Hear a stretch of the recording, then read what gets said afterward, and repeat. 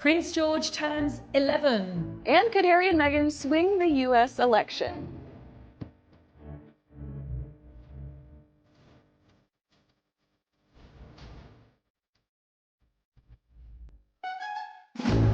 Hello everyone, welcome back to the channel. Today I'm diving into a hot topic that's been buzzing around political circles. We know Harry and Meghan have never shied away from political discussions. They're vocal about social justice, mental health and climate change. Meghan in particular has a history of supporting various causes through her work with the United Nations and advocacy for female empowerment. Hello and welcome to Heirs and Spares, the show where we bring you insight and opinion into the lives of two rather famous royal couples on either side of the Atlantic. I'm Kinsey Schofield and I'll be bringing you updates on the Duke and Duchess of Sussex right here in California. And I'm Katie Nichol and I'll have all the latest news from the Prince and Princess of Wales here in the UK. And once again, it's one of their little ones who's dominating the headlines today because Prince George turns, can you believe it, 11.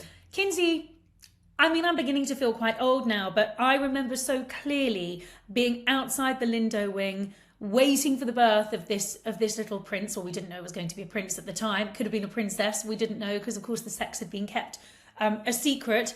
And it just doesn't feel like it's possible that it's just over a decade and that he's not just double figures, he's 11.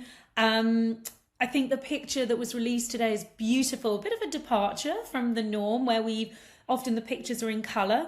They're pretty informal. I know George looks very relaxed, but he is in a suit and a shirt.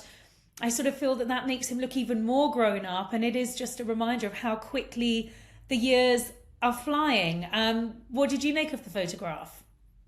I thought it was absolutely precious. I did want to ask you, do you feel like it's a reflection of his personality being in the suit? Because for some royal watchers, for most royal watchers, when it comes to the Wales family, we see them at these formal occasions, in these formal settings where perhaps Prince George is at a sports match with his father, but he is dressed like an executive, or we see them at these beautiful historic events like a coronation and they're dressed in full costume. So do you believe this is a reflection of his personality? Is he a little more serious? Is he thinking about the future? Because I felt like that's what was reflected in that image.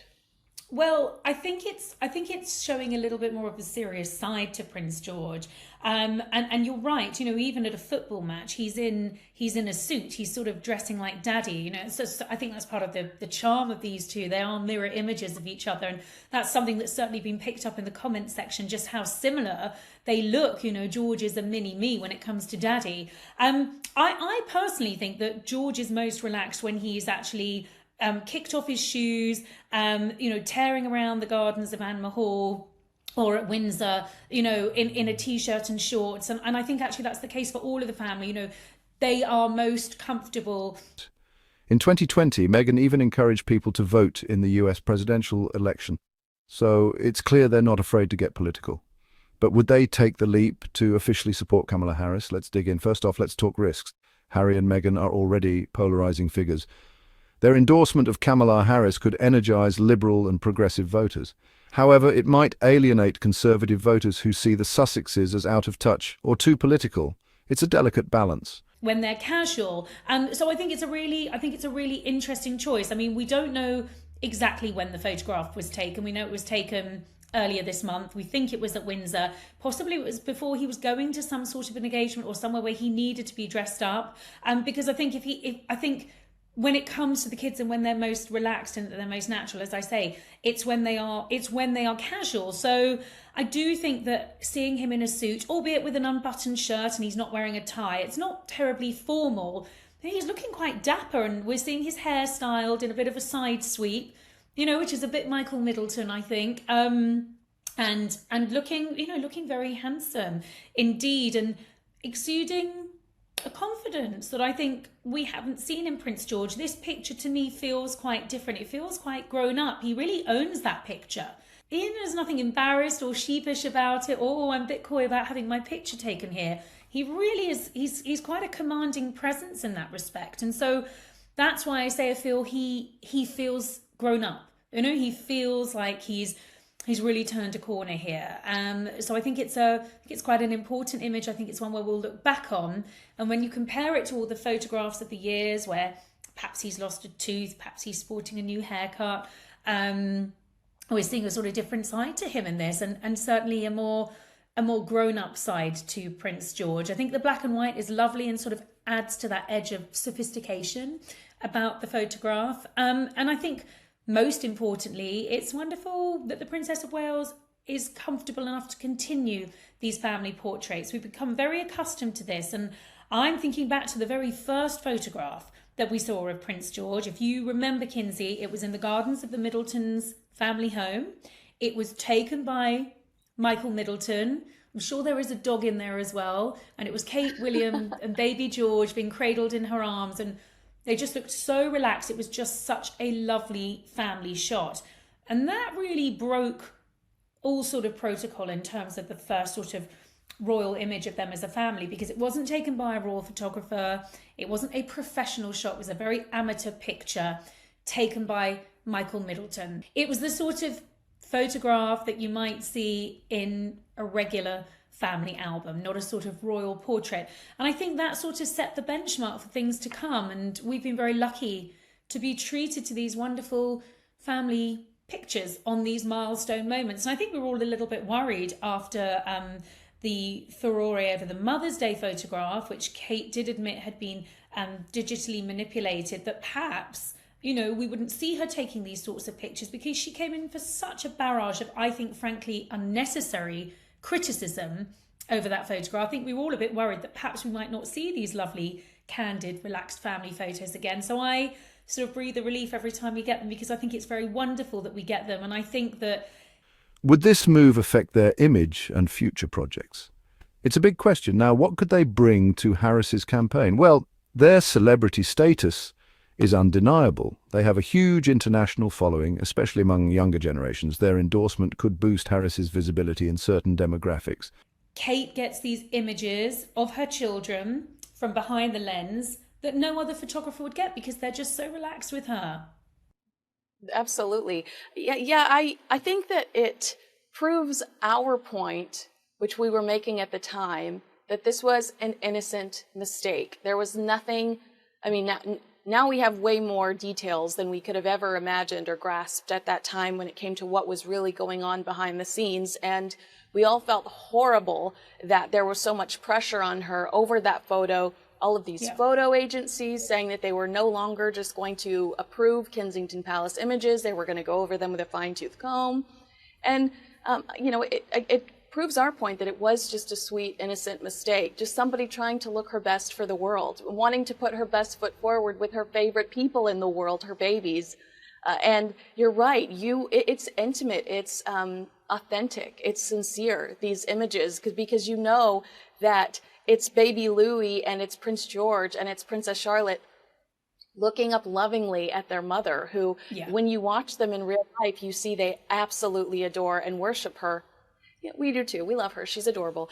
I agree with you. It's important that we continue to get these pictures from the Princess of Wales, because you just don't get that type of access when it is a professional photographer. Hollywood, somebody with the big lights coming in and the big flash bulbs. These are sweet moments where she is probably just saying, hurry up, let's get the shot. And that makes it even more fun to imagine. Well, I think we have to hope that over the summer there might be another photograph of the Wales family, because I don't think we're going to see the Princess of Wales in person for a little while. We know that she's still going through this course of preventative chemotherapy. We know that the family are now on their summer vacation, most of which I understand is going to be spent at Anmore Hall, which is their boat hole in Norfolk, in that beautiful countryside where they've got the most incredible beaches on their doorstep. They've got access to sailing, which is something they love and they enjoy every summer. I'm hearing rumours that there might be a holiday to Mustique, possibly, if Catherine is up to it and if she's been given the green light to travel. And I think, you know, she probably needs some sunshine. We're not having the best summer over here. I think if she can get away, that will be wonderful. But we don't know when we're going to see her next, what sort of public engagements are going to be coming up in her schedule anytime soon. I think that's all down to her medical team, of course, to when she finishes this course of preventative chemotherapy and how she's feeling. So she's going to be taking the summer off, as is the Prince of Wales. But remember, influence doesn't always translate into votes. And then there's the media coverage. Harry and Meghan are media magnets. Any political move they make would dominate headlines. An endorsement of Harris could generate massive media attention, but it could also spark new controversies, especially in our divided political climate. And of course, the 3 children, they won't be back at school until September. So I think we probably won't expect to see them. I'm told they will be going up to Scotland, to Balmoral, to spend some time with the King, as is tradition. They often go up and spend a long weekend up there. But I don't think we'll expect to see them in the spotlight or doing anything anytime soon. So you do wonder if perhaps we might get some sort of an image of the family at some point over the summer, just to reassure all of us that they're all doing well. We'll have to wait and see on that front. What do you think Balmoral will be like this summer? Because it's going to be rare downtime. Because I know we've said over the last few months, Catherine's taking a break, the King is still ill and working. But the reality is we have seen so much of this family. It's been a blessing, but we have seen so much of this family over the last few months. Even when they scaled back for the election, we still got plenty of them because of sporting events, and it was just wild to see so much of them. So will Balmoral really be an escape? On top of them being very busy lately, they've dealt with a lot of heartache over the last year. I mean, this has been a tough time physically for both the King and Princess of Wales. Do you think this is going to be a real holiday to remember? Is it going to be a love fest? Well, I think, Balmoral is a really important part of the royal calendar. I mean, the late Queen used to, go up as soon as she'd finished Scottish Week and carried out the last of her engagements, and then she'd go up to Balmoral and she'd stay up there actually until October. Now, Charles has changed things. He gets back in September. He's sort of, as soon as the schools are back, he's really back at work. I think it's going to be an important family holiday. As you say, Kinsey, it's been an incredibly turbulent and difficult few months for them. 2 shocking cancer diagnoses within weeks of each other. It's an awful lot for the family to get their heads around. And as you also point out, despite all of this, we've seen them being very, very visible. We've seen them at all the high-profile events that we want to see them at, from Trooping to Ascot to Wimbledon, which we didn't expect. So I think that's been very pleasantly surprising. It's been reassuring, but I think there is a sense that they also need this time out of the spotlight, and Balmoral provides a wonderful retreat for them. The late Queen started this tradition of having all of her grandchildren and her great-grandchildren up there for a long weekend, which she absolutely loved. And I think the King has continued this tradition. So we're expecting that the Waleses will go up there for a long weekend. It usually takes place at the end of August. I think we'll see Zara and Mike, the Tyndall family, going up there. The Edinburghs will be going up there. I think it'll be staggered. I think, the King is still pacing himself. He's still under, obviously, medical attention and advice. He'll be wanting to pace himself and really... So will Harry and Meghan endorse Kamala Harris for president? It's still unclear. With their platform, an endorsement could be powerful, but it could also be risky. What do you think? Would you support their endorsement of Kamala Harris? Let me know in the comments below. Don't forget to hit the like button, subscribe for more, and share this video to keep the conversation going. Thanks for watching, and catch you next time.